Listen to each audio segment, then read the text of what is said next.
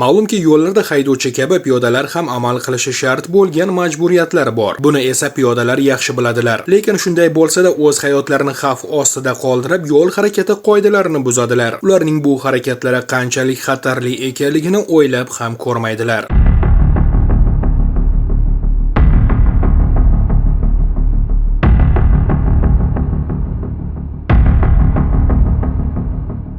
Dang'ara tumanida hozir siz tasvirda ko'rganingiz kabi ayanchli yo'l transport hodisalarini oldini olish maqsadida tuman yo'l harakati xavfsizligi xodimlari piyodalar bilan profilaktik suhbatlar olib bordilar. Bu holatda nima bo'lishi mumkin? Og'ir oqibatli yo'l transport hodisasi bo'lishi mumkin.